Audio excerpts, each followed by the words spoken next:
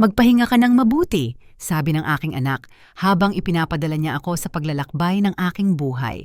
Nakatayo na ako sa bus at sabik na naghihintay ng bakasyon nang bigla akong pigilan ng aking kapitbahay, isang babae, na minsan kong tinulungan sa pinansyal na paghihirap. Hingal na hingal siya at bumulong, "Gisela, huwag kang sumakay. Halika agad sa bahay ko. May nalaman akong nakakatakot." Nakatayo ako sa pasilyo ng aking apartment at tinititigan ang maleta na si Moritz mismo ang nag-impake. Nakakapagtaka iyon. Karaniwan, hindi nag-aaksaya ng ganito kalaking oras ang aking anak.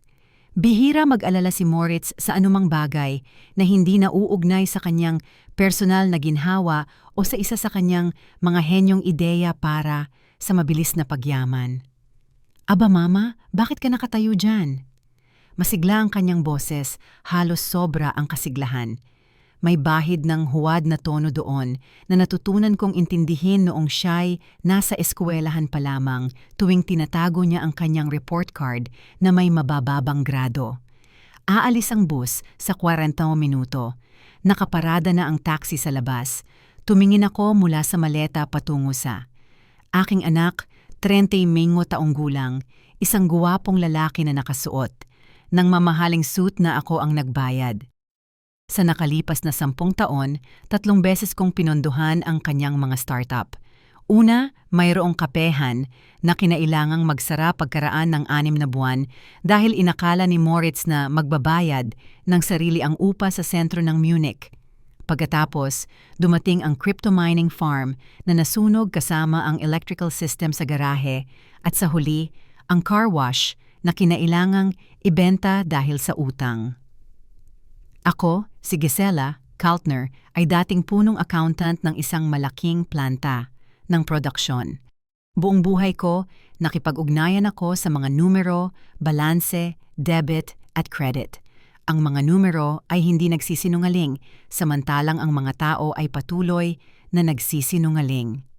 Ang aking personal na balanse sa aking anak ay matagal nang nasa malalim na negatibo, ngunit nagbabayad pa rin ako. Nagbabayad ako dahil siya ang aking nag-iisang anak. At marahil sa kaibuturan ng aking puso, umasa ako na ang halaga ng perang ipinuhunan ay isang araw magiging kalidad ng kanyang karakter. Ngunit hindi ako bulag kailanman. Sa tabi ni Moritz ay nakatayo si Saskia, ang kanyang asawa, na kinakabahan na naglilipat-lipat ng bigat sa kanyang mga paa. Karaniwan, minamaliit ako ng babaeng ito na may hindi gaanong natatagong pagmamataas. Itinuturing niyang luma ang aking mga payo at ang aking apartment ay ang kanilang magiging mana. Ngunit ngayon, masiglang pinag-aaralan ni Saskia ang disenyo ng wallpaper. Binawian niya ang aking tingin. Nanginginig ang kanyang mga daliri sa gilid ng kanyang uso na handbag. "Narito, Gisela." Ibinigay sa akin ni Saskia ang isang folder ng mga dokumento nang hindi. Itinaas ang kanyang mga mata. "Narito ang ruta. Lahat ng hotel ay nabook na. Ang romantikong kalsada, tulad ng gusto mo. 2 linggo ng purong pahinga." Kinuha ko ang mga papel. Agad na naramdaman ng aking mga daliri na sanay sa mga dekalidad na dokumento na may mali. Karaniwan itong papel ng printer na nakaprint sa bahay. Walang makintab na brochure mula sa isang tour operator, walang watermark na logo ng kumpanya, walang resibo ng bayad. Ang tour ay nagkakahalaga ng halos 5,000 euro, kalmado kong sinabi, habang binabasa ko ang listahan ng mga lungsod: Rothenburg, Dinkelsbühl, Füssen. "Moritz, 1 linggo na ang nakakaraan ay humingi ka pa sa akin ng euro para sa oil change ng iyong sasakyan at sinabing mayroon kang pansamantalang problema sa liquidity. Saan galing ang biglaang pagkabukas palad na ito?" Nanigas si Moritz saglit. Nakita ko ang isang kalamnan na kumibot sa kanyang panga, isang tiyak na senyales na mabilis, siyang naghahanap ng dahilan. "Ay mama, sinasaktan mo ako." Ngumiti siya ng malapad, ngunit hindi umabot sa kanyang mga mata ang ngiti, na natiling malamig at kalkulante ang kanyang mga mata. "Nakakuha ako ng deal, isang malaki. Gusto kong regaluhan ang aking ina. Pinakain mo kami sa loob ng maraming taon. Hayaan mo naman akong maging mabuting anak minsan." "Isang deal," naisip ko. Ang huli niyang deal ay nagtapos sa pagbayad ko ng kanyang utang sa isang ahensya ng koleksyon. Ngunit wala akong sinabing malakas. Tumango lamang ako, maayos na tinupi ang printout at inilagay sa aking handbag. Salamat, mahinahon kong sabi. Ito ay napakabigla. Isinuot ko ang aking coat at inayos ang aking scarf sa harap ng salamin. Sa salamin, hindi lang. Isang matandang babae na pupunta sa bakasyon ang nakita ko. Nakita ko ang isang tao na sanay suriin ang bawat koma sa isang kontrata at sa eksena na ito ng kasinungalingan ng pamilya, ang mga koma ay nasa maling lugar. Bakit sila nagmamadali? Bakit kalahating oras na mas maaga ang pag-order ng taxi? Bakit si Saskia, na karaniwan ay hindi bumabangon bago magtanghali, ay alas 8 ng umaga ay perpekto ng naka-makeup at nakahanda? Humalikod ako upang kunin ang aking bag at nahuli ang tingin ni Moritz. Hindi niya ako tinitingnan. Nakatingin siya sa ibabaw ng aking balikat patungo sa pasilyo, doon sa kinaroroonan ng aking antigong sekretarya na gawa sa mahogany. Ang sekretarya na ito ay pamana ng aking lola. Ito ay matibay, mabigat at laging nakakandado. Ang susi ay suot ko sa isang manipis na kadena sa aking leeg, nakatago sa ilalim ng aking blusa.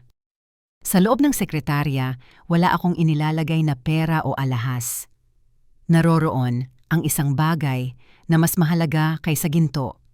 Ang mga titulo ng pag-aari, ang deed of, donation para sa apartment na ito, ang mga dokumento para sa bahay.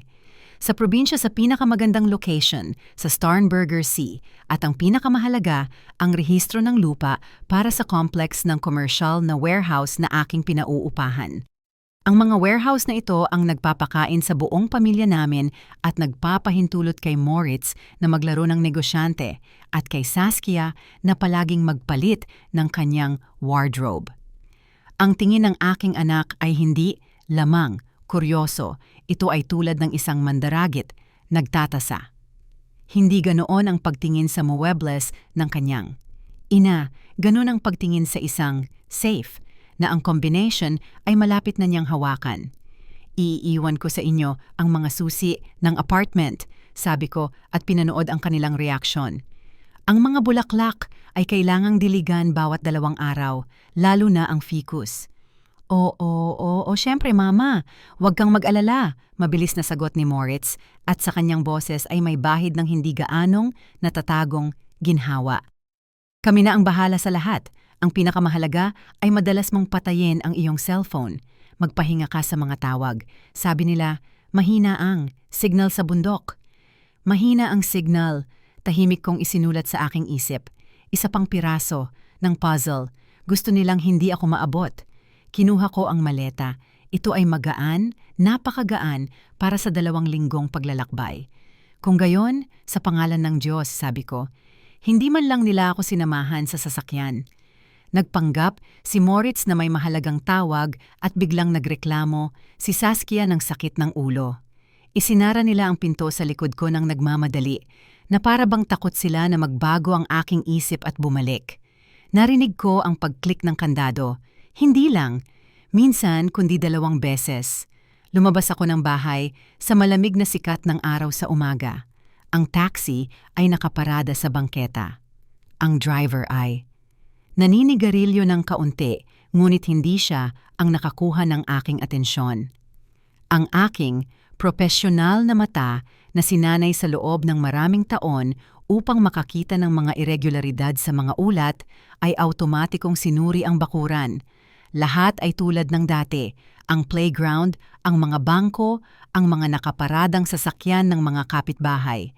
Ngunit sa sulok ng bahay, halos natatakpan ng mga halaman ng lilac, nakatayo ang isang itim na SUV. Kilala ko ang sasakyang ito.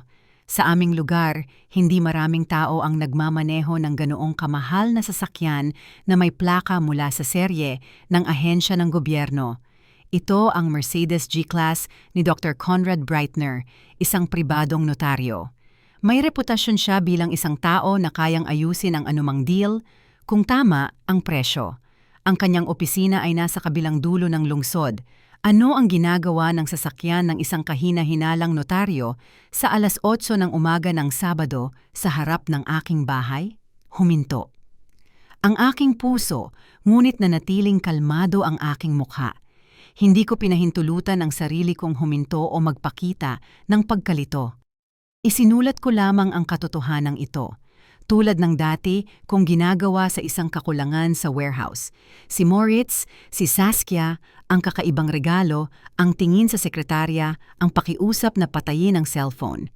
At ngayon, ang notaryo na nagtatago sa sulok tulad ng isang buwitre na naghihintay na umalis ang biktima sa pugad. Nabuo ang larawan at hindi ko ito nagustuhan. Dahan-dahan akong lumapit. Sa taxi, habang lumalaki sa loob ko ang isang malamig at galit na katiyakan. Akala nila, pinapadala nila ang kanilang ina sa bakasyon. Akala nila, matanda at pagod na akong babae na magpapasalamat sa bawat tanda ng atensyon. Nagkamali, sila. Hindi ako biktima. Ako ay isang mandirigma at nagsisimula pa lamang ang aking pinakamahalagang pagsubok. Itinapon ng tax driver ang kanyang sigarilyo at binuksan ang trunk. Palakad na sana ako patungo sa sasakyan nang bigla kong naramdaman na may humawak sa aking siko. Hindi lang ito hawak, ito ay kilos ng desperasyon. Umikot ako. Sa harap ko ay si Renate Carrer, ang aking kapitbahay mula sa ground floor. Suot niya ang kanyang housecoat sa ibabaw ng kanyang nightgown. Gusot ang kanyang buhok at malalim ang pagtaas-baba ng kanyang dibdib na para bang kakagaling lang niya sa isang marathon. Hindi, kailanman papayag si Renate na. Lumabas sa ganoong itsura. Siya ay isang mapagmataas na babae sa kabila ng kanyang maliit na pensyon bilang dating empleyado ng post office. 3 taon na ang nakalipas, binayaran ko ang operasyon ng kanyang apo nang sabihin ng mga doktor na wala ng oras para hintayin ang ag-apruba ng seguro. Noon, gusto ni Renate N.A. halikan ang aking mga kamay, ngunit pinigilan ko siya ng mariin at sinabi, "Nagbibigayan tayo, balang araw, tutulungan mo rin ako." Mukhang dumating na ang araw na iyon. Tumangala si Renate sa mga bintana ng aking apartment pagkatapos ay sa itim na SUV sa sulok at nanlaki ang kanyang mga mata sa takot. "Gisela!" Bulong niya at hinigpitan ang hawak sa aking manggas gamit ang maputlang daliri. "Huwag kang sasakay sa sasakyang iyon. Huwag kang pupunta sa istasyon ng tren." "Renate, anong nangyari?" Mahina kong tanong, ngunit determinado, habang nararamdaman ko ang paghigpit ng isang bakal na panig sa loob ko. Narinig ko sila, nagmamadaling bulong niya. Kagabi sa hardin sa ilalim ng bintana, si Moritz at Saskia inakala nilang walang tao. "Gisela, hindi ka nila binilhan ng biyahe, iba ang pinag-usapan nila." Diyos ko. Huminto siya, may luha sa kanyang mga mata. "Ano ang pinag-usapan nila? Renate, sabihin mo sa akin." Sinabi nila, sa sandaling nasa bus ka na, wala nang balikan, na ang sanatorium ay para lang sa distraction. Hinihintay nila ang notaryo, Gisela. Gusto nilang sirain ang iyong sekretarya. Pinag-uusapan nila ang isang pangkalahatang kapangyarihan at na hindi ka nababalik sa apartment na ito bilang may-ari ng bahay. Ang mundo sa paligid ko ay hindi gumuho, hindi rin ako nahimatay. Sa kabaligtaran, naging napakalinaw ang lahat, matalim at tumatagos. Ang ingay ng kalsada ay lumakas, ang mga kulay ay naging mas matingkad. Tumingala ako sa mga bintana ng aking bahay. Sa likod ng kurtina, may dumaan na anino. Pinagmamasdan nila ako.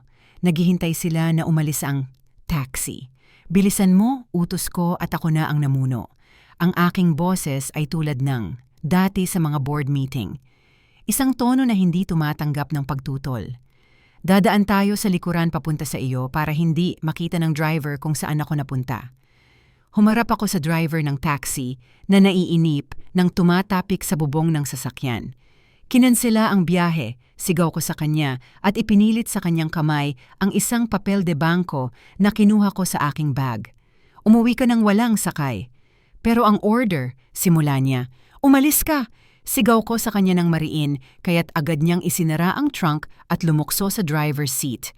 Mabilis na umalis ang sasakyan. Kinuha ko ang Aking magaan na maleta at, nang hindi lumilingon, sumunod kay Renate sa madilim na pasukan ng bahay. Nagsimula na ang laro. Ngunit may isang mahalagang patakaran na nakalimutan ang aking anak. Bago ipamahagi ang balat ng oso, siguraduhin muna na ang oso ay talagang nag-hibernation. At ngayon lang ako nagising.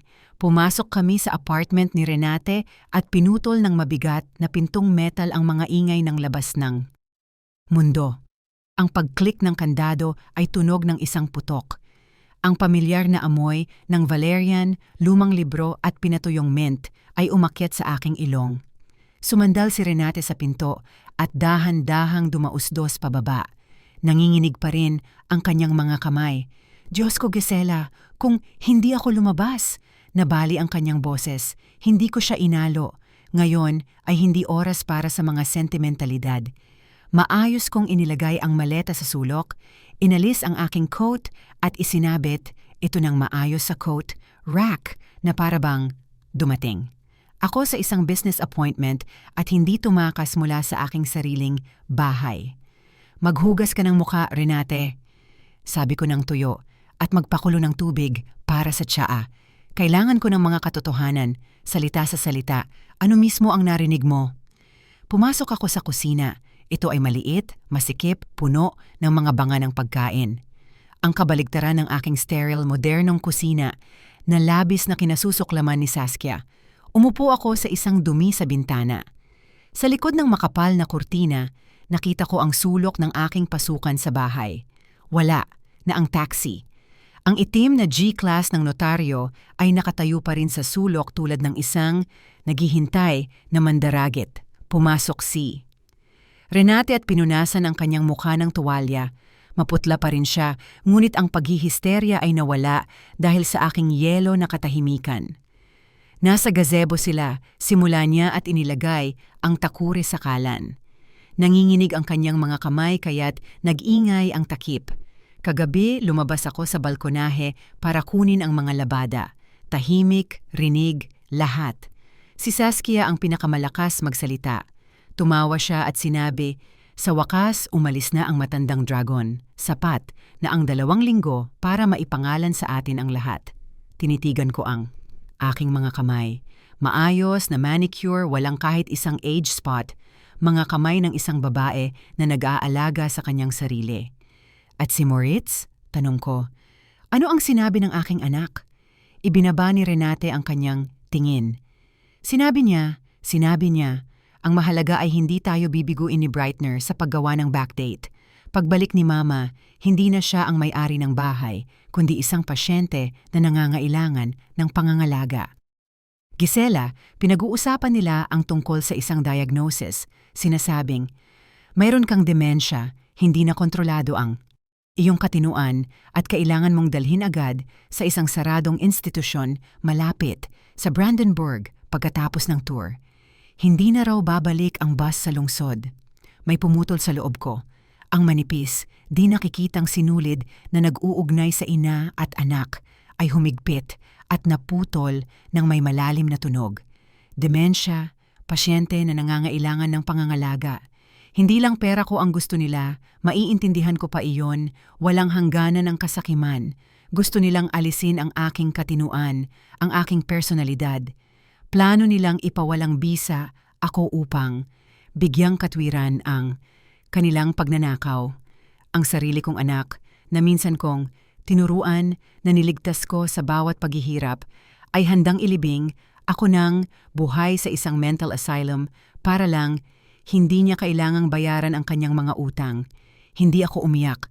Ang luha ay tubig at ang tubig ay nagpapahina sa pundasyon. Ngayon kailangan ko ng semento. Nakaramdam ako ng kakaibang gaan. Ito ay isang paglaya. Hindi ko na kailangang maghanap ng dahilan para sa kanyang mga ginawa.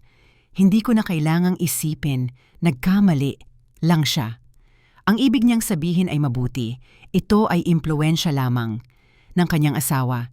Hindi, sa harap ko ay nakatayo ang isang kaaway, isang mapanganib, walang prinsipyo na kaaway na nakakaalam ng aking mga kahinaan.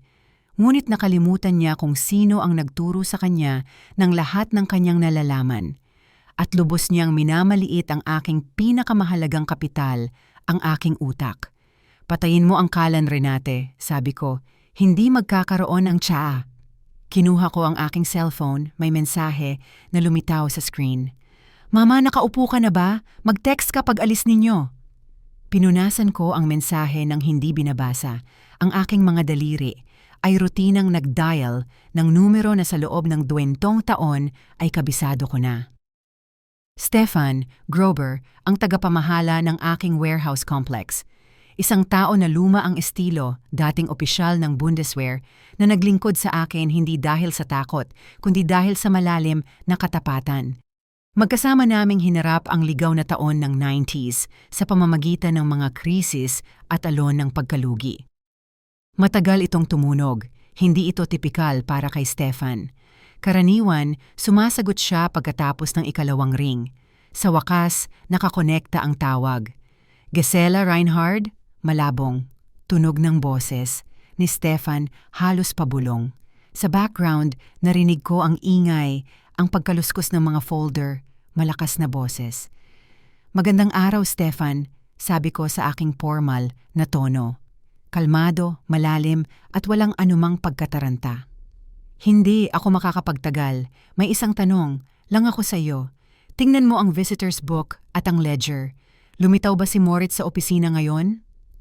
Naging tahimik ang linya, isang mabigat at makapal na katahimikan na mas maraming sinabi sa akin kaysa sa libu-libong salita. Narinig ko ang mabigat na paghinga ni Stefan. Stefan? Mariin kong sabi. Gisela? Nagsalita siya ng napakahina. Mukhang tinatakpan niya ang receiver gamit ang kanyang kamay. Nasaan ka ngayon? Ligtas ka ba? Nasa ligtas, akong lugar. Sagutin mo ang tanong. Hindi lang siya lumitaw. Ibinaba ni Stefan ang boses sa halos hindi marinig na bulong. Nandito siya, ngayon. Dumating siya, 10 minuto na ang nakakaraan, pumasok sa iyong opisina at hinihingi ang mga susi sa safe na naglalaman ng mga founding documents. Pinihit ko ang cellphone ng napakahigpit kaya't namuti ang aking mga buko. Ibig sabihin nito, kumilos sila ng magkakasabay, sinira nila ang apartment at sabay na inoko pa ang opisina, isang blitzkrieg. Palayasin mo siya, Stefan. Tawagan mo ang security. Wala siyang kapangyarihan. Ang pirma ko lang ang may saysay. Hindi ko magagawa. Sa boses ng matandang tagapamahala ay may halong desperasyon. Gisela, hindi siya nag-iisa. May kasama siyang abogado at isa pang babae. Anong klaseng babae? Si Saskia? Hindi, isang estranghero, isang matipunong babae na nakasuot ng kulay abo na kasuotan. Nagpakita siya ng mga papeles. Gisela, mayroong mga selyo ng hukuman doon. Sinasabi niya na siya, ang iyong itinalagang, tagapamahala ng hukuman. Ang mundo sa paligid ko ay lumiit sa sukat ng speaker ng telepono. Tagapamahala? Tanong ko, habang ang malamig na galit sa halip na dugo ang dumadaloy sa aking ugat. Oo, sinabi niya, dahil sa iyong matinding kalusugan, ang pamamahala ng ari-arian ay ililipat sa kanya hanggang sa karagdagang abiso. Binubuksan na ni Moritz ang iyong computer. Binabago nila ang mga password, Gisela. Binabago nila ang mga access sa bangko ngayon. Tumingin ako sa bintana. Gumalaw ang itim na SUV ng notaryo at dahan-dahang umalis sa aking bahay. Siyempre, hindi na. Nila kailangang buksan ang sekretarya sa apartment. Dumiretso sila sa bangko. Pineke nila ang desisyon ng korte. Hindi na ito simpleng pagnanakaw, ito ay giyera. At nakagawa sila ng kanilang pinakamalaking pagkakamali. Akala nila, tapos na ako. Makinig ka ng mabuti, Stefan, sabi ko sa isang napakalamig na boses na nagpatungo kay Renate sa sulok ng kusina. Huwag kang gagawa ng anuman, huwag kang makipagtalo sa kanila. Ibigay mo sa kanila ang mga susi. Hayaan mong isipin nilang nanalo sila. Ngunit i-on mo ang recording ng mga camera sa meeting room, tunog at video, at isave mo iyon sa isang external hard drive. Naintindihan mo ba ako? Naintindihan? Bulong ni Stefan. Tatawagan kita ulit. Ibinaba ko ang telepono. Nahulog ang tingin ko sa isang kutsilyo sa kusina na nakalimutan ni Renate sa mesa. Ito ay matalim at kumikinang. Maingat ko itong itinabi. Ano? Ang nangyari? Bulong ni Renate. Tumayo ako mula sa dumi. Ang aking mga galaw ay tumpak at ekonomiko. Iniisip nilang nawala na ang aking katinuan, Renate. Bueno, oras na para ipakita sa kanila kung paano gumagana ang aking may sakit na isip. Kinuha ko ang isang pad at isang lapis mula sa aking handbag. Kailangan kong gumawa ng plano. Ang unang punto ay simple. Kailangan kong mawala. Ang guest room sa apartment ni Renate ay maliit, puno ng mga karton, puno ng lumang damit at tumpok ng mga magazine sa hardin. Ngunit hindi ko kailangan ng espasyo. Kailangan ko ng mesa, isang saksakan at katahimikan.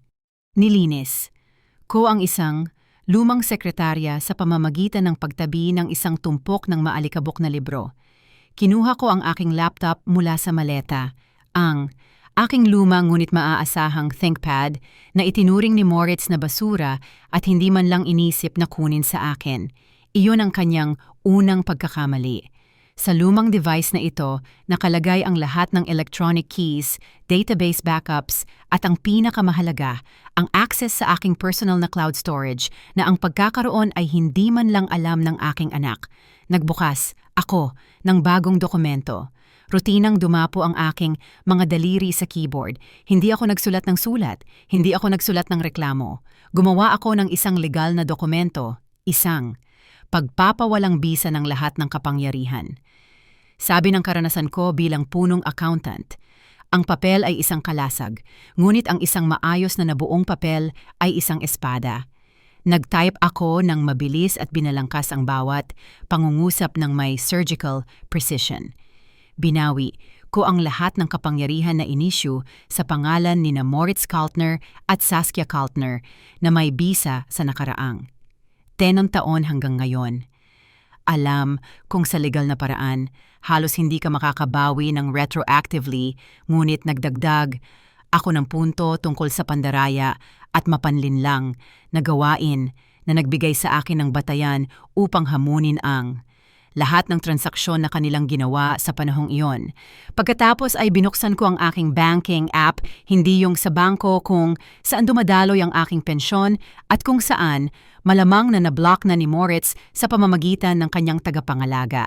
Hindi, ito ay isang account sa isang maliit na pribadong bangko na binuksan ko 5 taon na ang nakakaraan nang ibenta ko ang garahe ng aking namatay na asawa. Si Moritz ay nag-alsa noon at humingi na ipuhunan ang pera sa kanyang crypto farm, ngunit sinabi ko sa kanya na ang pera ay ginamit para bayaran ang lumang utang. Naniwala siya. Palagi siyang naniniwala sa gusto niyang marinig. Sa account ay mayroong sapat na halaga para sa isang digmaan. Inilipat ko ang lahat ng magagamit na pondo mula sa aking pension account at savings account sa Sparkas patungo sa reserve account na ito. Ang transaksyon ay natapos sa loob ng ilang segundo. Nakita ko kung paano bumaba sa zero ang mga numero sa app na marahil ay may access si Moritz. Inisip ko ang kanyang mukha kapag sinubukan niyang mag-withdraw ng pera sa ATM at nakita ang mensahe na, hindi sapat ang pondo. Ang pagbibigay kasiyahan ay mahina, halos pisikal na nadarama tulad ng pag-inom ng malamig na tubig sa isang mainit na araw. Gisela, halika rito! Sigaw ni Renate mula sa balkonahe. Nanginginig ang kanyang boses sa pagkasabik. Isinara ko ang laptop at lumabas sa balkonahe. Si Renate ay nakatira sa unang palapag at ang kanyang balkonahe ay nakaharap sa bakuran. Ngunit sa isang siwang sa pagitan ng mga bahay, makikita ang parking, lot ng kalapit na eksklusibong residential complex kung saan matatagpuan ang aking apartment sa lungsod at nandoon ang bahay sa probinsya. Ang aking weekend house ay nasa labas ng lungsod sa isang lumang pamayanan na ngayon ay napapaligiran ng mga bagong gusali. Ngunit mula sa balkonahe ni Renate, kung alam mo kung saan titingin, makikita ang bubong na tisa at ang tarangkahan. Kinuha ko ang lumang binocular ni Renate. Medyo malabo ang mga lente, ngunit sapat na ang larawan. Sa harap ng tore ng aking bahay sa probinsya, huminto ang pilak na crossover ni Moritz. 2 tao ang lumabas. Si Moritz na nakabukas ang shirt, masaya at kumakaway, ng mga braso, at si Saskia na nakasuot ng maikling damit.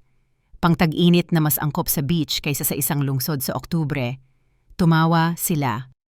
May hawak na bote ng champagne si Saskia. Nakilala ko ang etiketa. Ang bote ay kasing halaga ng kalahati ng aking buwanang pensyon. Nagdiriwang sila, bulong ni Renate, at hinigpitan ang hawak sa rehas ng balkonahe na parang sa isang libing. Patawarin ako ng Diyos. Hindi, Renate. Itinama ko siya at inayos ang focus ng binocular. Ipinagdiriwang nila ang tagumpay. Akala nila ang bus ay 100 kilometers na ang layo mula sa lungsod at wala ng signal. Akala nila nakatingin ako sa bintana sa highway at nangangarap ng Rothenburg. Binuksan ni Moritz ang tarangkahan gamit ang kanyang remote control. Pumasok sila sa bakuran na parang mga bagong may-ari. Agad na lumapit si Saskia sa aking mga rosas, yung mga English varieties na inaalagaan ko sa loob ng 10 taon. Pumitas siya ng isang bulaklak, walang pakialam at kasama ang ugat, inamoy ito at itinapon sa daan. Nakaramdam ako ng sakit, ngunit agad ko itong pinigilan. Tutubo ulit ang mga rosas, ngunit ang balak nila sa buhay ko ay mas mahirap ayusin. Tingnan mo kung sino pa ang dumating. Siniko ako ni Renate. Isa pang kotse ang huminto sa tarangkahan. Isang malaking itim na SUV na parang tangke. Bumaba ang isang lalaki, malaki, seryoso, nakasuot ng mamahaling cashmere coat. Hindi siya ngumiti. Sinuri niya ang aking bakod, ang bahay, at ang lote na parang kinakalkula na niya kung ilang kubikometro ng semento ang kailangan niya para patagin ang lahat dito para sa isang pundasyon. Agad ko siyang nakilala. Siya si Jürgen Brandner, isang lokal na kontratista na tinatawag lang na Baltic Bulldozer sa bayan. Siya ay nagpakadalubhasa sa pagbili ng mga lumang lote, sa lungsod, paggiba ng mga bahay, at pagtatayo ng walang muka na shopping center or luxury high-rise sa kanilang lugar. Kilala ang kanyang mga pamamaraan sa bayan. Kung ayaw magbenta ng mga may-ari, biglang nasusunog ang kanilang mga bahay o nawawala ang mga titulo ng pag-aari sa mga archive. Brandner, bulong ko. Tumakbo si Moritz patungo. Sa kanya, halos mapagkumbaba. Inabot niya ang kanyang kamay na kinamayan ni Brandner na may pagkasuklam ng isang taong humawak ng malagkit. Agad na lumapit si Saskia na may dalang mga baso. Pumasok sila sa bahay. Ibig sabihin, hindi lang ito tungkol sa pagbebenta. Hindi lang gusto ni Moritz na ibenta ang mga warehouse kundi pati na rin ang bahay sa probinsya, ang mana ng pamilya na binuo pa ng aking ama. Ang bahay kung saan ginawa ni Moritz ang kanyang mga unang hakbang. Ibinenta niya ito sa bulldozer, sa taong magbubura ng alaala ng aming pamilya sa loob ng 1 linggo. Ibinaba ko ang teleskopyo. Kalmado ang aking paghinga, regular ang aking pulso. Sa loob ko, gumagana ang calculator at kinakalkula ang mga opsyon.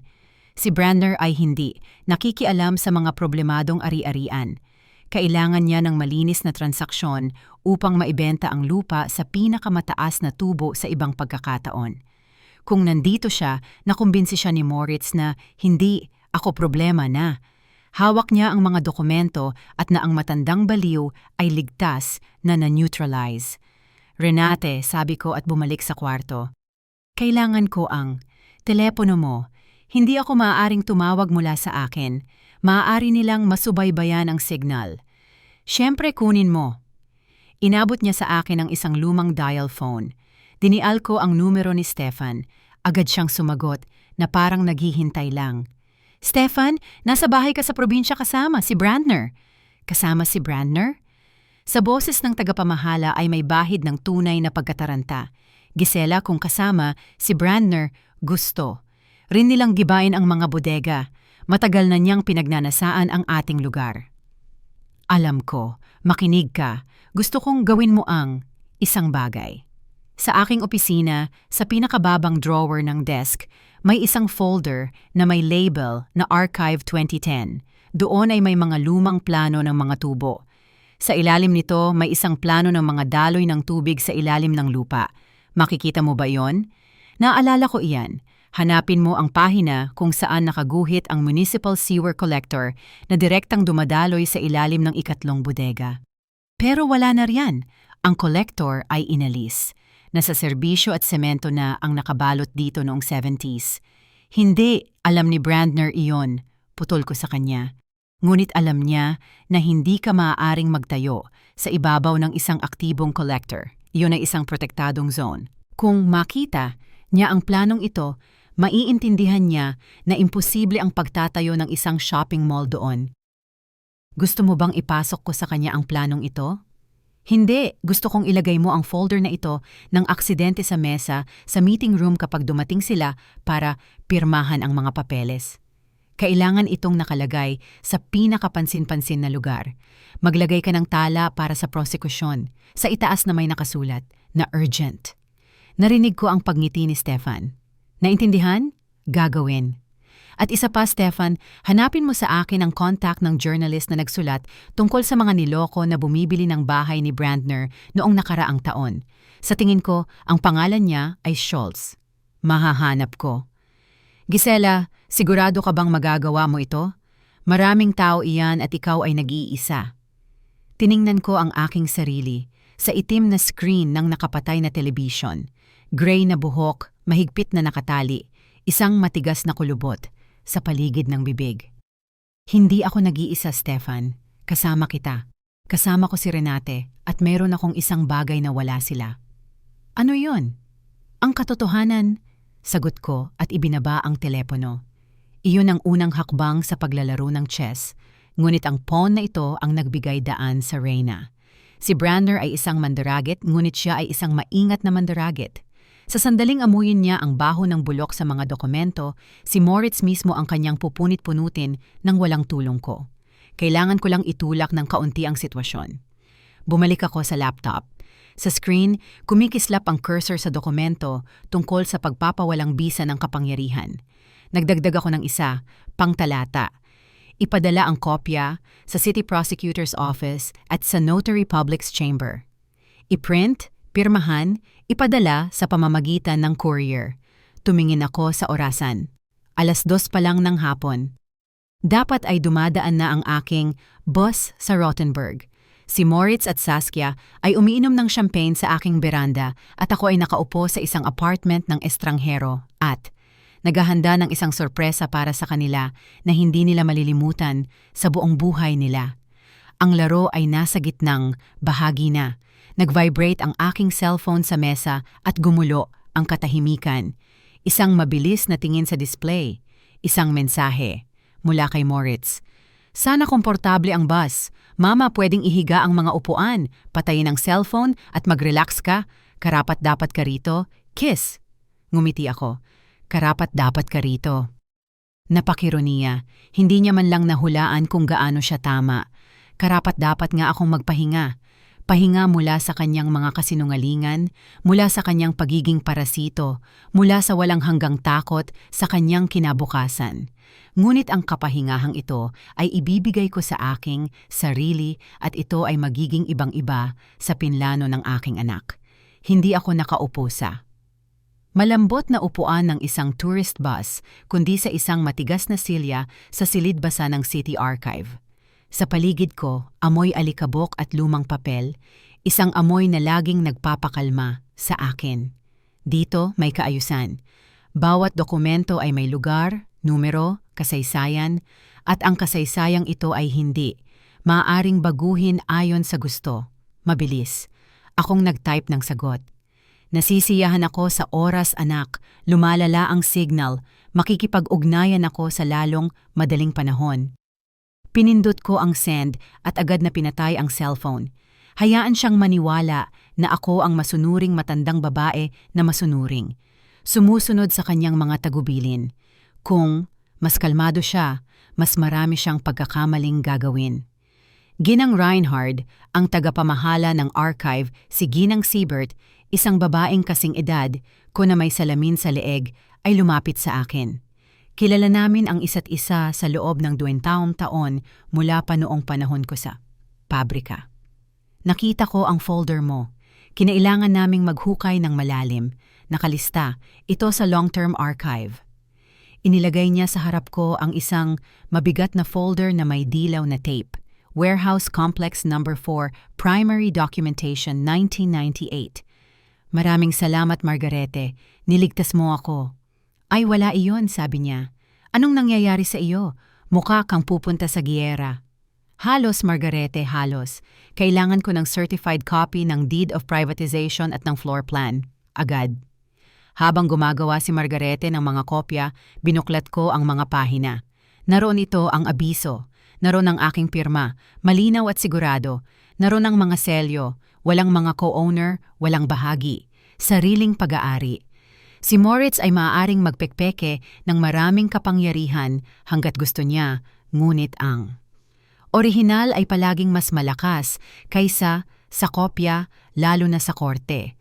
Sa sandaling iyon, tulad ng kalaunan na ikinuwento sa akin ni Stefan, isang eksena na karapat-dapat sa isang masamang serye ang naganap sa opisina ng mga bodega. Tinawagan ni Stefan si Moritz tulad ng napagkasunduan namin. Inilagay niya sa loudspeaker ang tawag upang maitala ang usapan ng mga surveillance camera. Ginoong Kaltner, ang boses ni Stefan ay nag-aalala ngunit matatag. Mayroon tayong problema. Hindi pinapahintulutan ng sistema ang bagong kontrata ng upa. Nangangailangan ito ng kumpirmasyon mula sa may-ari. Hinaharangan ng sentral na opisina ang proseso. Si Moritz, na sa sandaling iyon, batay, sa ingay sa background, ay nasa bahay sa probinsya at halatang lasing na ay tumawa ng malakas. Anong sentral na opisina, Stefan? Nagka-heatstroke ka ba? Ang nanay ay naglalakbay sa bus sa Rothenburg. Walang signal doon at wala ring signal sa susunod na 2 linggo. Sinabi ko na iyo, ako ang boss dito ngayon. Ipasok mo ang code ko. Sinubukan ko na, Ginoong Kaltner. Hindi ito pumapasok. May lumalabas na error message. Kailangan daw makipag-ugnayan sa may-ari. Marahil ay dapat nating tawagan si Gisela Reinhard. Binibiro mo ba ako? Naging iritable ang boses ni Moritz. Malinaw kong sinabi, huwag abalahin. Nagpapahinga ang matanda. Dapat siyang tumingin ng mga kastilyo at kumain ng gingerbread. Masama sa kanya kung nagagalit siya. Baliwalain mo lang ang sistema. Alam mo naman kung paano iyon. Patayin mo ang pagpapatunay ng pirma. Iyan ay isang paglabag sa security protocol, Ginoong Kaltner. Kung may audit na dumating, wala akong pakialam sa audit, sigaw ni Moritz. Pagbalik niya, mag-iiba na ang lahat dito. Ang mga bodega ay papalitan ng isang shopping center at magiinuman kami ni Brandner ng cognac sa Canary Islands. Gawin mo ang sinasabi ko o isulat mo ang iyong resignation. Ibinaba niya ang telepono. Ang matanda ay kumakain ng gingerbread, baliwalain ang audit. Sinigurado ni Stefan ang recording, bawat salita, bawat mapanlait na tono.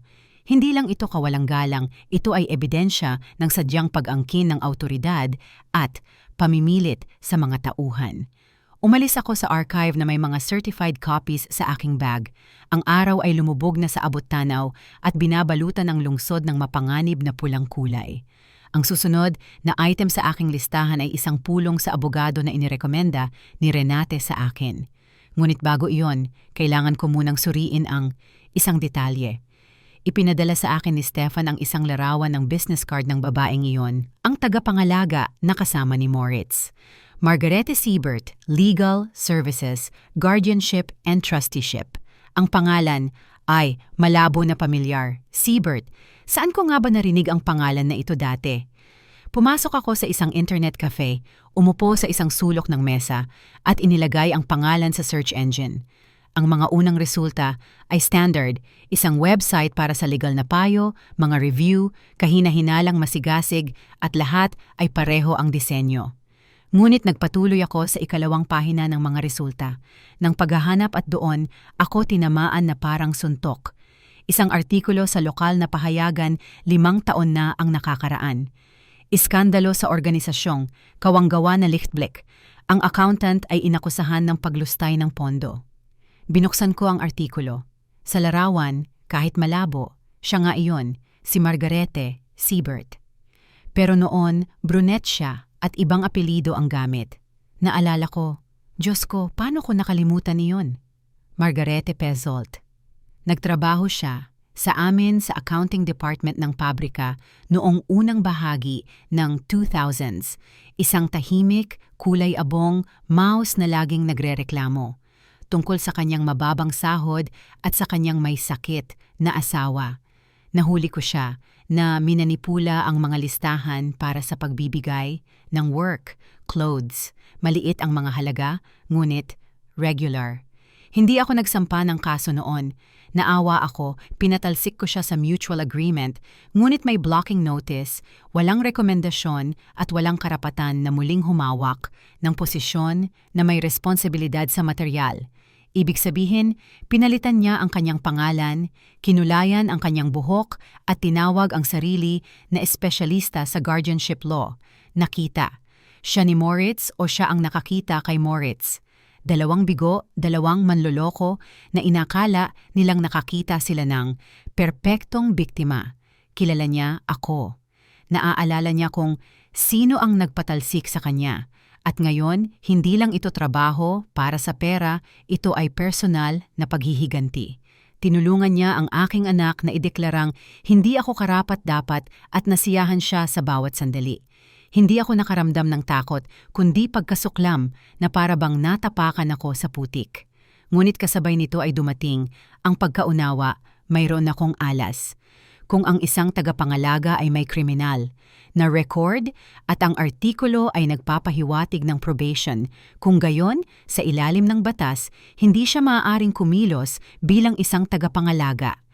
Anumang desisyon ng korte na nagawa sa kanyang pakikilahok ay mawawalang bisa. At siya mismo ay makukulong dahil sa pandaraya sa dokumento. Si Moritz sa kanyang pagmamadali at kasakiman ay hindi man lang nag-abalang suriin ang nakaraan ng kanyang kasabwat. Kinuha niya ang unang abogado na handang gawin ang maruming trabaho ng walang tanong. Moritz, bulong ko at tinitigan. Ang monitor. Ikaw na dakilang stratega, nagdala ka ng daga sa aming bahay na minsan ko, nang pinalayas. Inilimbag ko ang artikulo at maayos itong tinupi. Ngayon alam ko na ang kanyang kahinaan. Ang pundasyon ng kanilang plano ay nakasalalay sa mga mabulok na poste. Sa sandaling tanggalin ang isa, guguho ang lahat. Lumabas ako sa kalsada. Malamig at sariwa ang hangin sa gabi. Malalim akong huminga. Magpahinga ka ng mabuti, Mama. Inulit ko ang mga salita ng aking anak. Magpahinga ka ng mabuti. Naglakad. Ako patungo sa hintuan. Kailangan kong bumalik kay Renate, kolektahin ang lahat ng dokumento sa isang folder at maghanda para sa susunod na araw. Bukas, sisimulan kong hilahin ang mga sinulid. Akala nila ako ang nakaraan. Isang luma at walang silbi na muebles na maaaring itapon sa basurahan.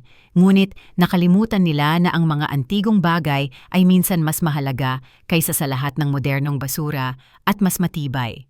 Bukas malalaman nila ang presyo ng kanilang pagkakamali. Ang sumunod na umaga ay hindi nagsimula sa kape, kundi sa isang pulong sa isang abandonadong parking lot sa likod ng malaking palengke. Pinili ni Stefan ang lugar. Walang kamera dito at ang ingay ng mga truck ay pumapatong sa bawat usapan. Dumating siya sa kanyang lumang kotse, bumaba ng maingat at inabot sa akin ang isang makapal na folder. Ang kanyang muka ay kulay abo, may malalim na anino sa ilalim ng kanyang mga mata. Gisela, hindi siya tumingin sa aking mga mata. Hindi ko alam kung paano ko sasabihin sa iyo ito sa telepono. Ito ay lampas sa lahat. Kinuha ko ang folder, mabigat ito. Ipakita mo sa akin, Stefan, handa ako sa lahat. Sumakay kami sa kanyang kotse. Binuksan ni Stefan ang heater, ngunit nilalamig ako mula sa loob. Binuksan ko ang folder. Sa pinakataas ay ang draft ng kontrata ng upa kay Brandner. Inasahan ko iyon, ngunit sa ilalim nito ay isang dokumento na nakapagpabigat sa aking paghinga. Ito ay isang loan agreement, isang pribadong pautang. Ang halaga ay napakalaki, milyon-milyong euro. Borrower, Moritz Kaltner. Guarantor, Gisela Reinhard.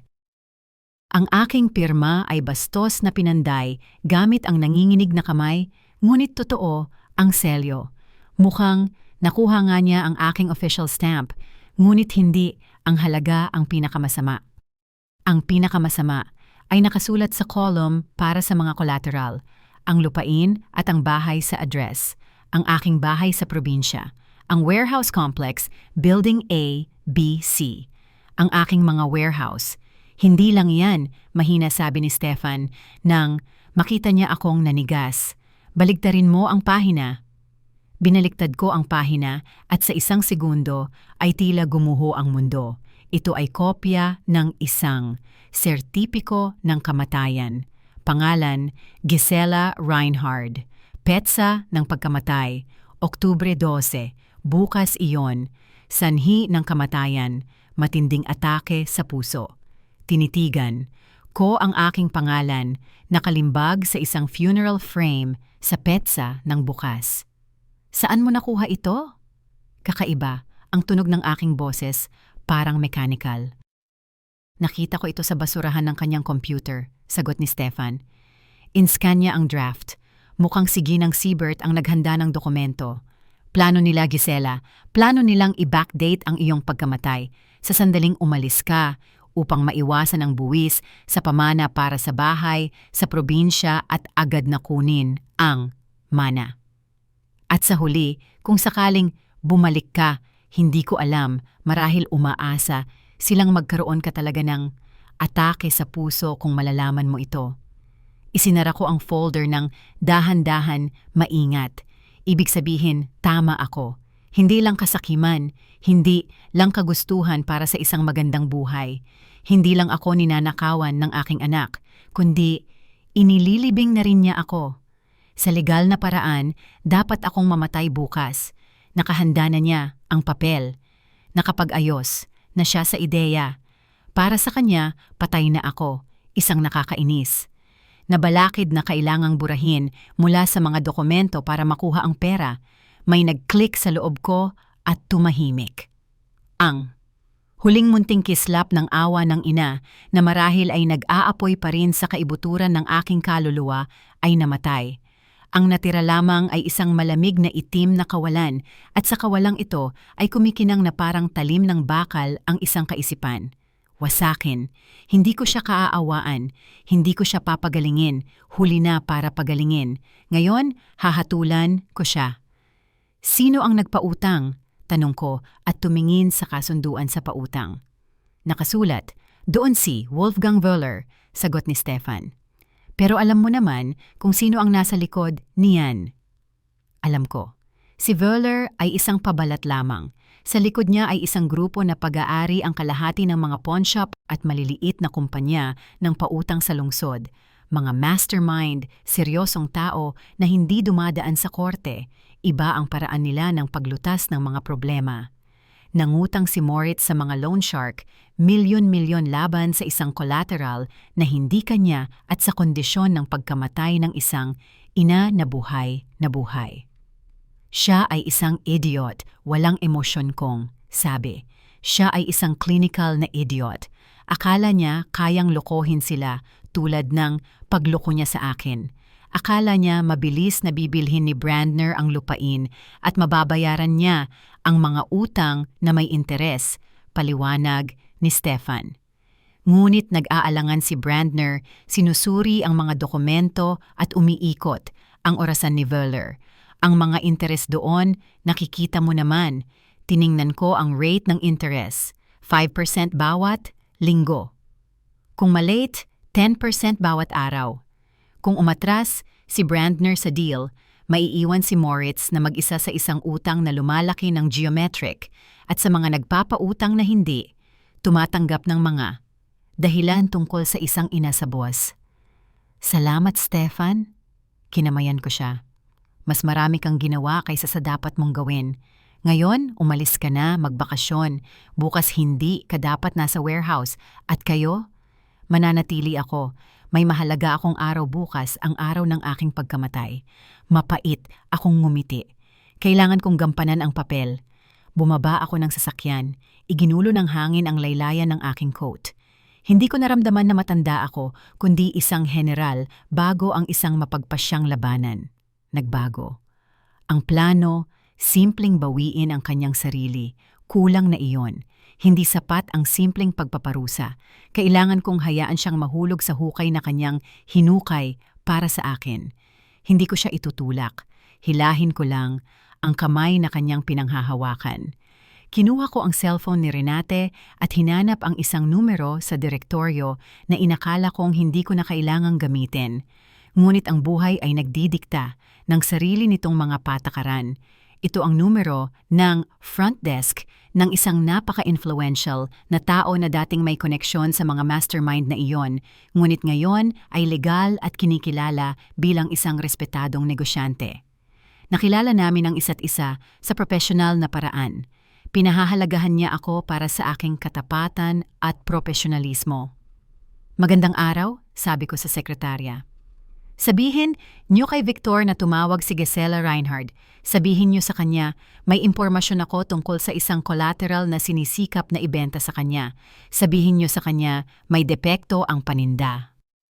Alam kong, ang impormasyong ito ay mas mabilis na makakarating kay Wolfgang Voller kaysa sa pagtapos ni Moritz sa kanyang kape sa umaga.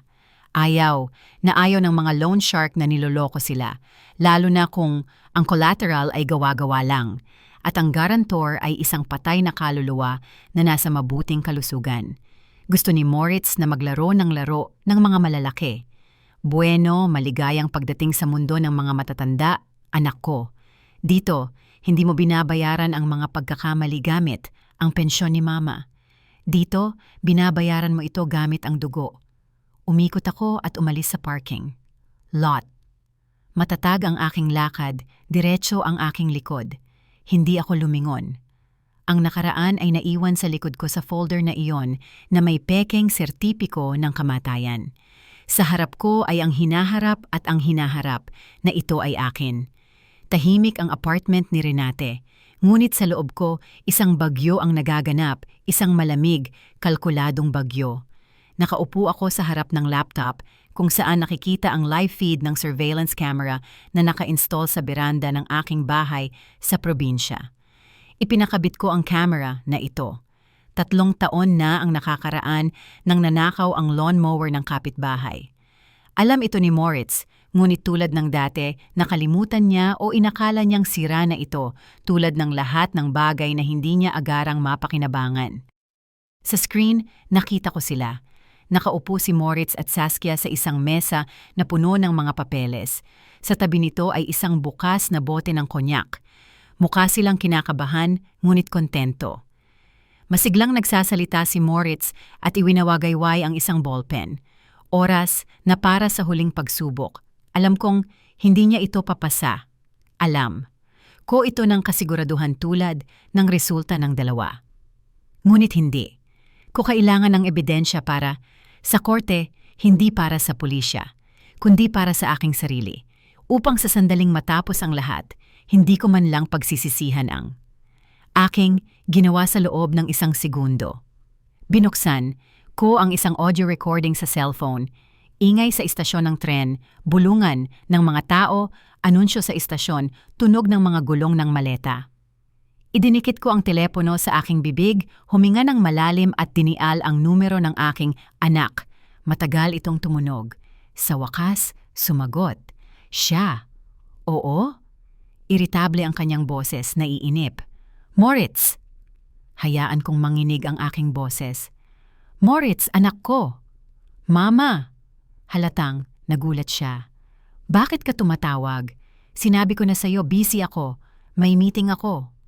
Anak ko, nasa problema ako. Mabilis akong nagsalita, nagmamadali, ginagaya ang isang panic.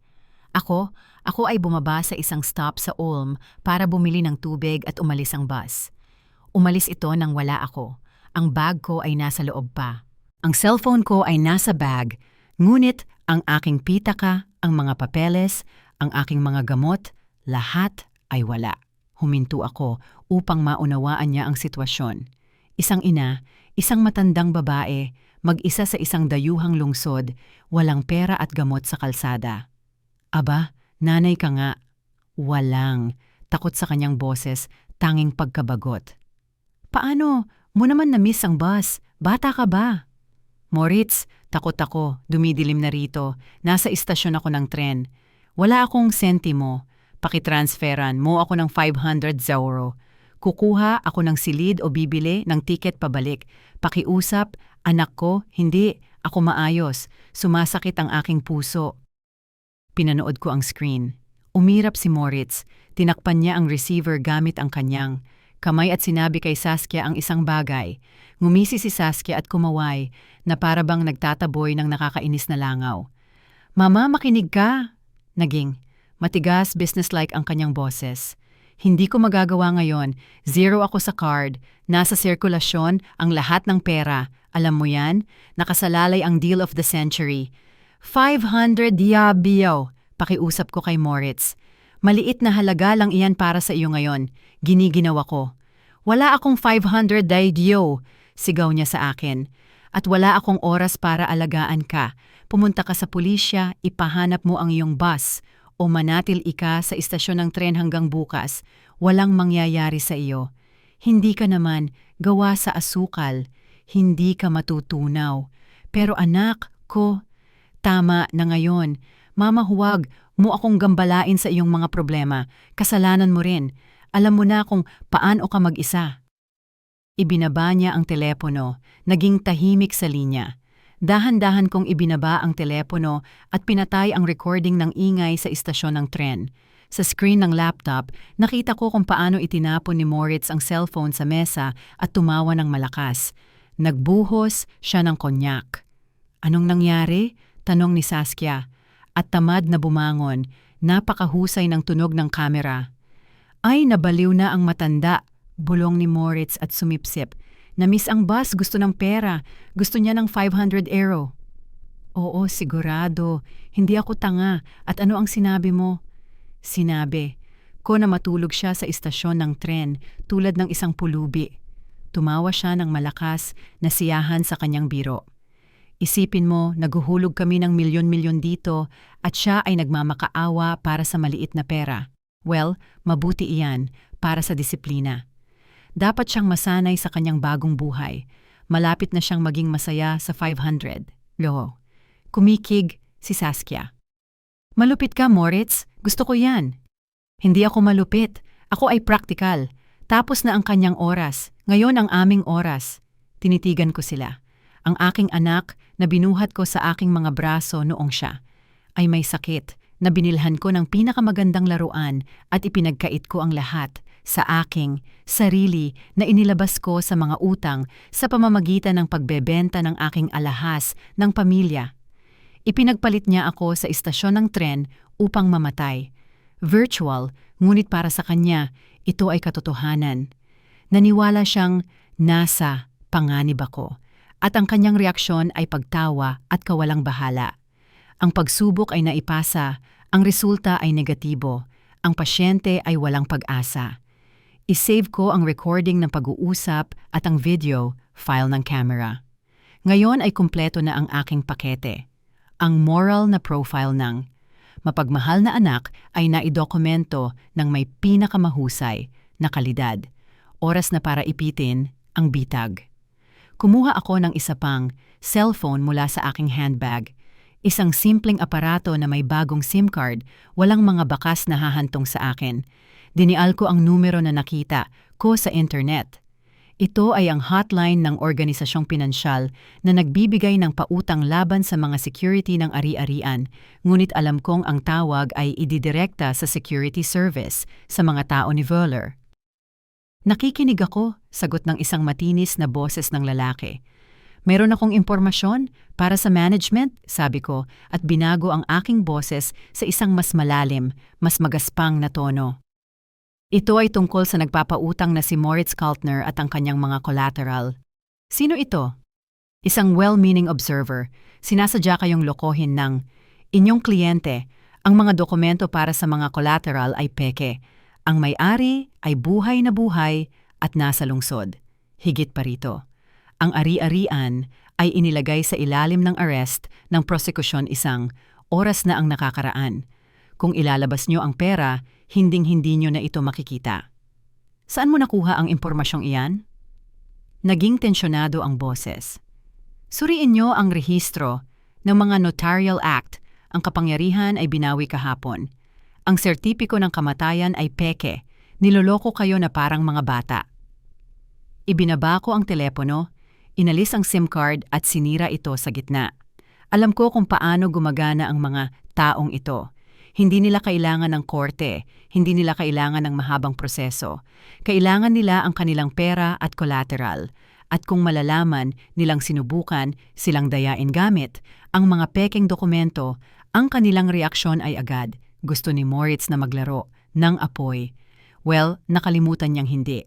Pinipili ng apoy kung sino ang nagpasimula nito. Sinasunog lang nito ang lahat sa kanyang daan. Tiningnan ko ang screen. Muling nagbuhos si Moritz ng konyak at masiglang nagkukwento kay Saskia. Hindi pa niya alam na nasa blacklist na ang kanyang numero at sa gate ng bahay sa probinsya ay malapit nang dumating ang ibang kotse kaysa sa inaasahan niya. Magandang gabi pa anak, bulong ko. Enjoy mo, ito ang huli mong gabi bilang isang milyonaryo. Isinara ko ang laptop. Bukas, ang pinal na araw. Bukas, lalabas ako mula sa anino at ito ay magiging isang pag-alis na karapat-dapat sa palakpak. Ang gabi bago, ang labanan ay laging pinakatahimik. Hindi ko ito ginugol sa apartment ni Renate, kundi sa isang lugar na mas kilala ko kaysa sa anumang bahay sa maliit na archive room ng aking warehouse complex. Pinapasok ako ni Stefan sa pamamagitan ng entrance ng empleyado nang magpalit ang gwardya. Dito sa pagitan ng mga estante na puno ng mga file, amoy alikabok at katahimikan. Natulog ako sa isang collapsible bed na tinakpan ng lumang kumot na lana at ito ang pinakamahimbing na tulog ko sa loob ng maraming taon. Ang tulog ng isang taong alam na bukas ay magtatapos ang lahat. Binati ako ng umaga na may kulay abo, tahimik na liwayway. Nag-ayos ako sa maliit na banyo. Isang puting blusa, isang mahigpit na itim na jacket, isang kwintas na perlas, walang kapabayaan. Ngayon, kailangan kong magmukhang walang kapintasan. Hindi bilang biktima, kundi bilang may-ari ng bahay. 8:00 ng umaga, tahimik na pumasok si Stefan sa archive room. Sa likod niya si Renate, maputla, ngunit determinado na humahawak sa kanyang pasaporte. At ang ikatlo sa grupo, si Dr. Breitner? Hindi, si Dr. Conrad Wolf, isang abogado na aking kinuha, isang tao na may reputasyon bilang, isang bull terrier, kapag kumagat siya, hindi na siya bumitaw. Handa na ang lahat, Gisela, mahina sabi ni Stefan. Ang mga original ng founding documents ay nasa akin. Ang mga footage ng camera ay nakakopya sa 3 storage device. Ang mga tauhan ay na-instruct na. Walang nakakaalam ng anuman. Lahat ay nagtatrabaho ng normal. Ang pulisya? Tanong ko at inayos ang aking mansanilya. Si Chief Inspector Wolf ay darating dito sa 10:00. Nakita niya ang mga dokumento na ibinigay natin kahapon. Sinabi niya na sapat ang ebidensya para sa 3 kasong kriminal, ngunit kailangan niyang mahuli sila sa akto, sa sandali ng pagpirma. Mahusay, tumango ako. Renate, naaalala mo ba ang kailangan mong sabihin? Alam ko, Gisela, tumango ang kapitbahay.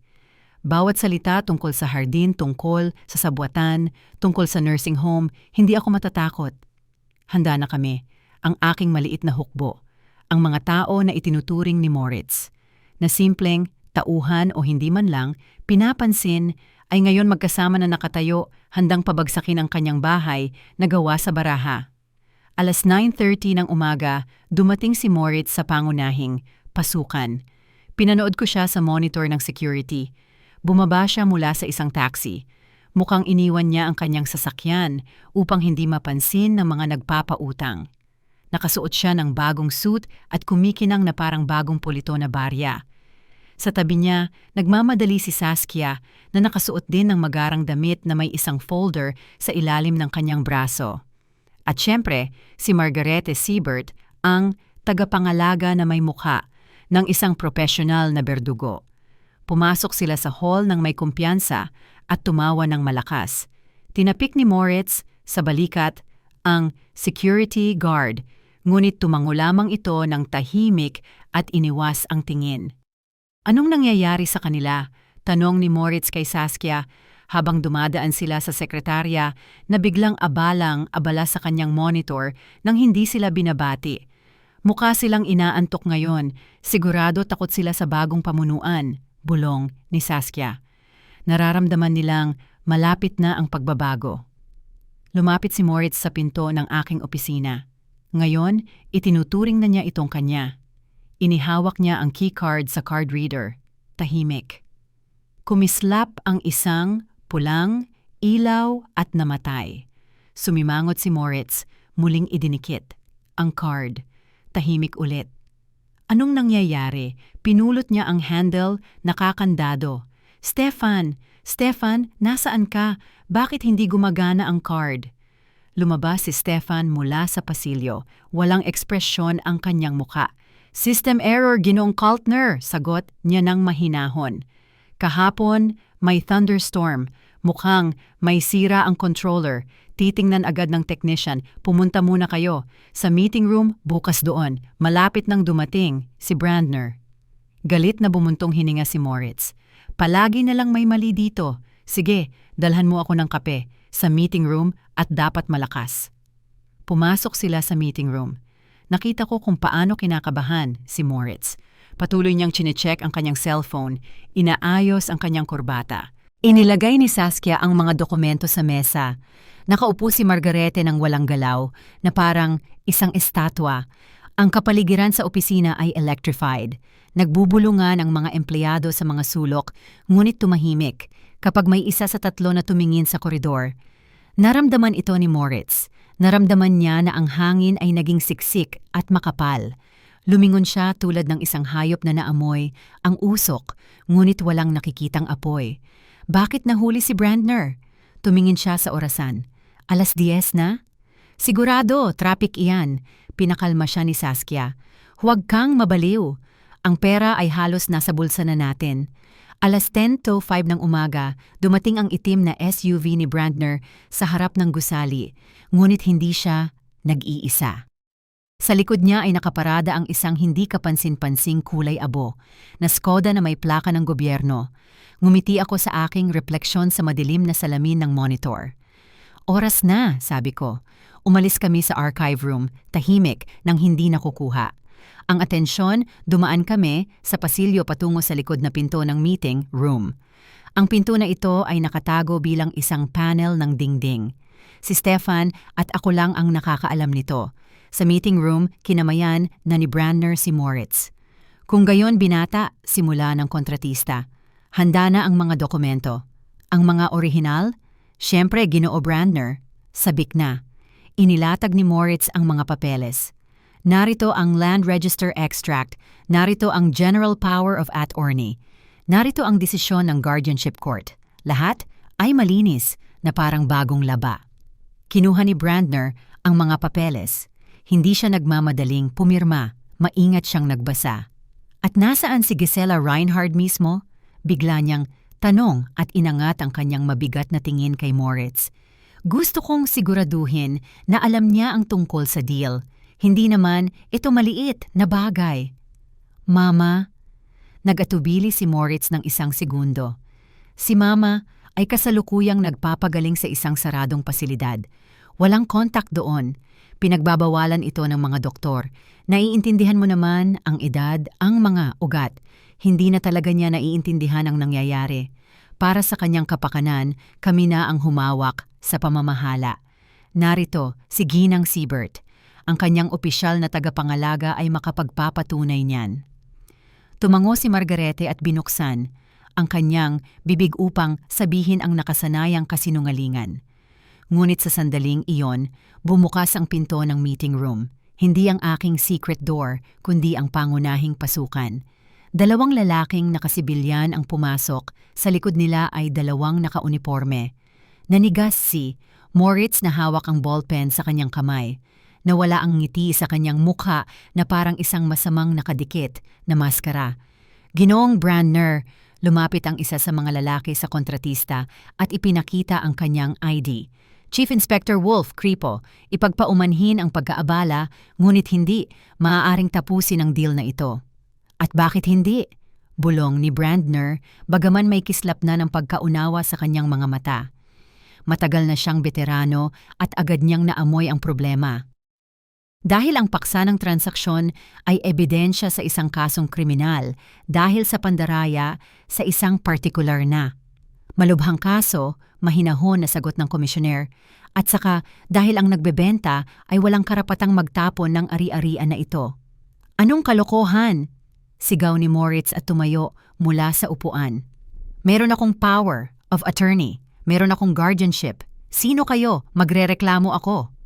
Ang power of attorney ay binawi ng may-ari, pinutol siya ni Wolf. At ang guardianship ay hiniling batay sa mga peking medikal na dokumento at isang peking sertipiko ng kamatayan mula sa may-ari. Namutla si Moritz. Aling may-ari? Ang nanay ay nasa bus, hindi siya nasa tamang pag-iisip. Sa sandaling iyon, pinindot ko ang pindutan sa dingding. Tahimik na gumalaw ang panel. Pumasok ako sa meeting room. Ang katahimikan na namayani sa silid ay nakakabingi. Narinig ko ang pagtik ng mamahaling.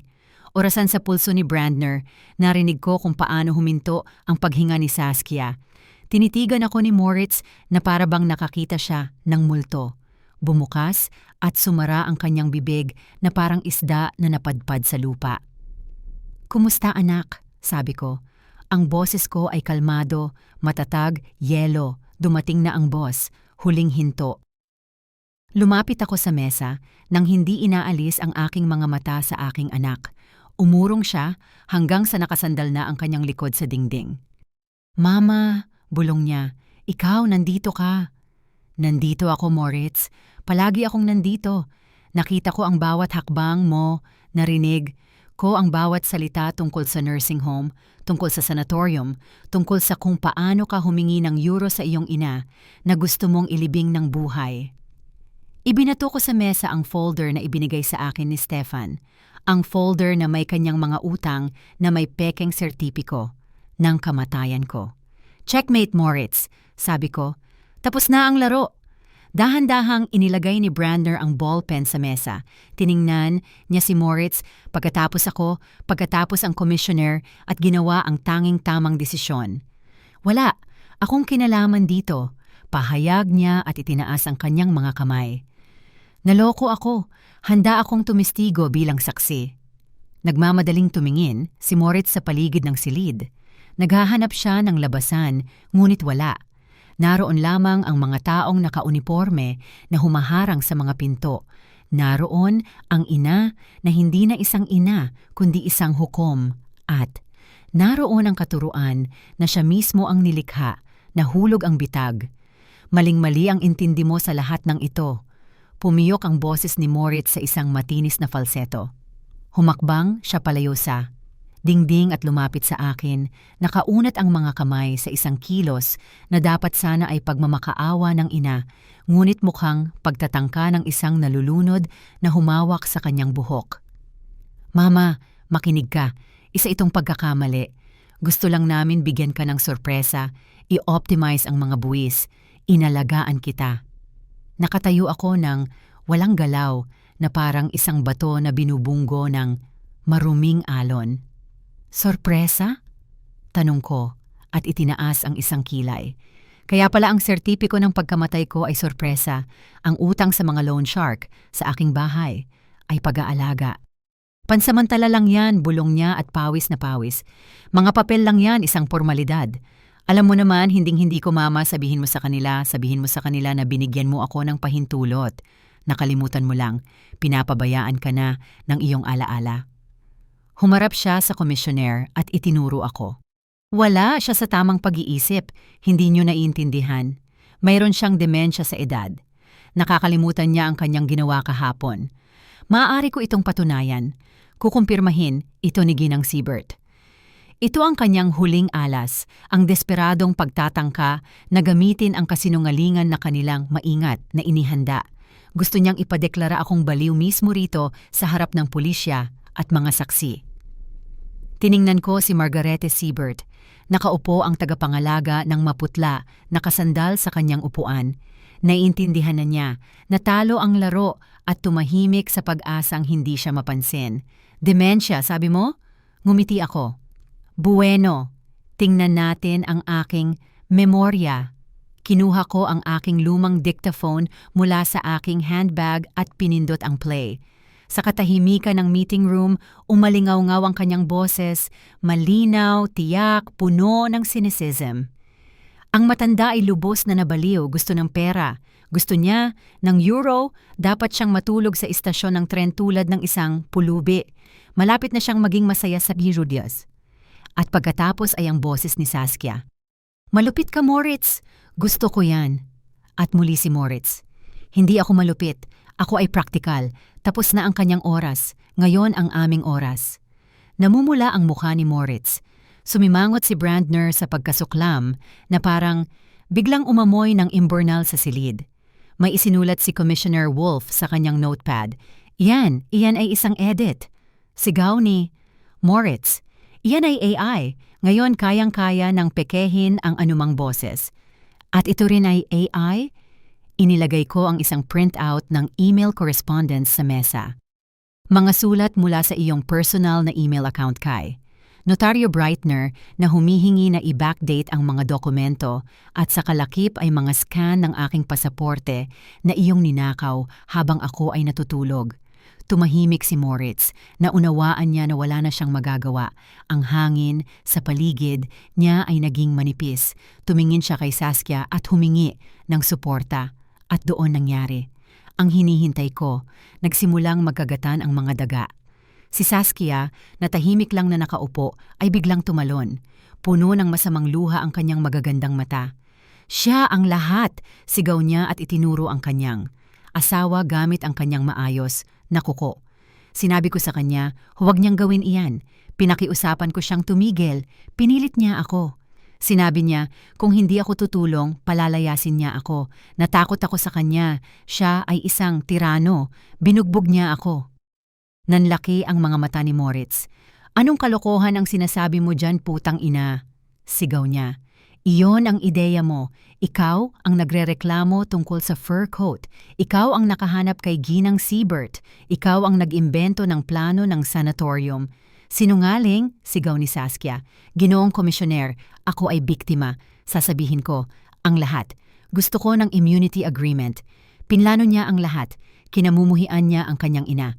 Umaasa siyang mamatay siya. Ang eksena ay kasuklam-suklam at kasabay nito ay napakaganda sa kanyang pagiging kasuklam-suklam. Sinalubong nila ang isa't isa nang may parehong sigasig na ininom nila ang champagne sa aking pagkamatay kahapon. Sapat na. Ang boses ko ay nalampasan ang kanilang sigawan. Tumahimik sila at huminga ng mabigat. Tiningnan ko si Saskia. Sinasabi mo na siya ang nag-imbento ng lahat.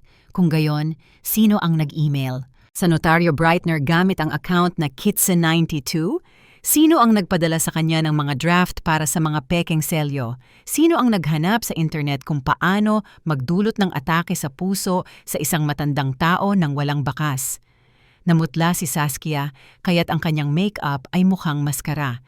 Paano niyo nalaman? Ang IT department ng aking kumpanya ay kayang i-recover ang mga deleted data kahit noong nagtatambol ka pa sa paligid ng Christmas tree. Pinutol ko siya. Nakuha ko ang access sa inyong shared cloud, darling. Ang inyong digital footprints ay nasa lahat ng dako. Hindi ka biktima, Saskia. Ikaw ang utak ng operasyong ito. Isang masama at sakim na utak. Sumandal si Saskia sa upuan at itinago ang muka sa kanyang mga kamay. Tumayo si Brandner. Binotones niya ang kanyang blazer. Ginang Reinhard, seryosong sabi niya, hinihingi ko ang inyong kapatawaran kung nalaman ko lamang ito. Makikipag-ugnayan ang aking mga abogado sa inyo. Handa akong pag-usapan ang kabayaran para sa moral na pinsala. Para lang hindi lumabas ang aking pangalan sa pahayagan kasama ng mga ginoong ito. Kanselado ang deal. Umalis siya ng hindi man lang. Tinitingnan si Moritz. Ang natira lamang sa silid ay kami, ang pulisya at ang mga labi ng isang pamilya. Nakatayo si Moritz doon, nakayuko ang ulo, nakalaylay ang kanyang balikat. Nawala ang lahat ng kanyang kinang na parang balat. Sa harap ko ay hindi na isang bigong negosyante, kundi isang takot na maliit na bata na nakabasag ng mamahaling plorera. at ngayon ay naghihintay ng parusa. Mama, garalgal na sabi niya, anong mangyayari ngayon? Ngayon, ang batas ang mananaig, Moritz, sagot ko. Criminal Code, Section 263, Subsection 4, pandaraya na ginawa ng isang organisadong gang sa isang partikular na malubhang kaso hanggang 10 taon. Ihahabla mo ako? Tiningnan niya ako ng may mga mata na puno ng takot. May gumalaw sa loob ko. Ito ang pinakamahirap na sandali. Ang sandali kung saan nais magpatawa di ng puso. Ngunit alam, ng isip, ang pagpapatawad ay accomplice ngayon. Hindi, Moritz, mahina kong sabi. Hindi kita ihahabla. Babawiin ko ang aking reklamo. Sumilay, ang pag-asa sa kanyang muka. Talaga, Mama, salamat. Alam ko na, ayusin ko ang lahat, magbabago ako. Huwag mo akong putulin, mariin kong sabi sa kanya. Babawiin ko ang reklamo, ngunit may catch ang utang na kinuha mo kay Böhler, 15 million. Hindi ko ito hahamunin bilang mapanlinlang sa aking bahagi. Ipakikita ko lamang na walang bisa ang collateral. Mananatili sa iyo ang utang, personal sa iyo, nang walang collateral. Naglaho ang ngiti sa kanyang muka. Pero papatayin nila ako, Böhler, ang mga interes. Iyan, ang problema mo, Moritz. Gusto mong maging matanda, kaya maging matanda ka. Lutasin mo ang iyong mga problema ng mag-isa. Hindi na ako ang iyong pitaka, hindi na ang iyong kalasag, at hindi na ang iyong ina. Humarap ako sa komisyoner. Ginoong Chief Inspector, sa ngayon ay hindi ako magsasampa ng kaso laban sa kanya. Ngunit hinihiling ko na itala ang pandaraya sa dokumento upang maprotektahan ang aking ari-arian. At sa kanila, tumango ako sa aking anak at manugang, ako mismo ang bahala. Pero si Ginang Siebert? Dadalhin namin siya, sabi ni Wolf at tumango sa tagapangalaga. Siya ay isang recidivist at nagpeke ng mga opisyal na dokumento. Magandang magkulong ulit. Pinusasan si Margarete. Nakaupo si Saskia at nakatitig sa isang punto. Nakatayo si Moritz sa gitna ng silid at naunawaan niya na ang kulungan ay sana ang kanyang kaligtasan. Sa bilangguan, pakakainin at babantayan siya, ngunit sa labas, naghihintay si Böhler sa kanya na may tanong, "Nasaan ang pera, Moritz?" Lumapit ako sa mesa, kinuha ang aking mga dokumento, ang mga susi ng apartment. Inabot ko ang aking kamay. Kinuha ni Moritz ang bigkis ng mga susi gamit ang nanginginig na mga kamay at inilagay ito sa aking palad, pati na rin ang sa bahay sa probinsya.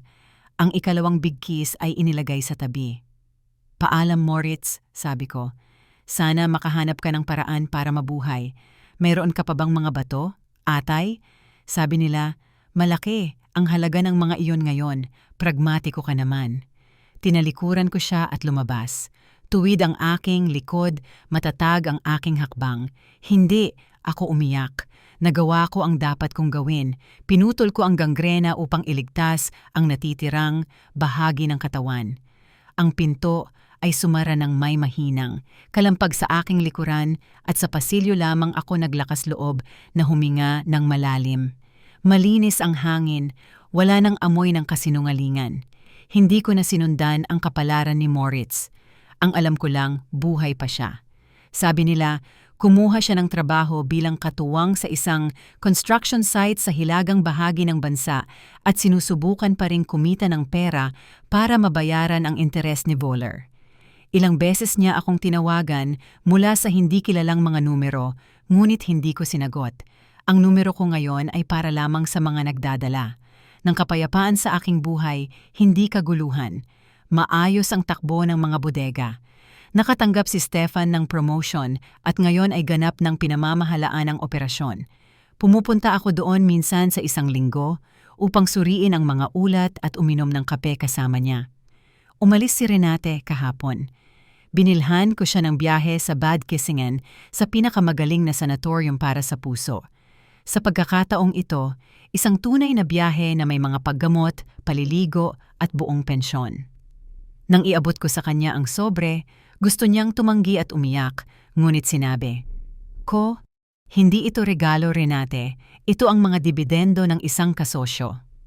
Nakuha niya ang bawat euro. Malamig ang gabi sa bahay sa probinsya.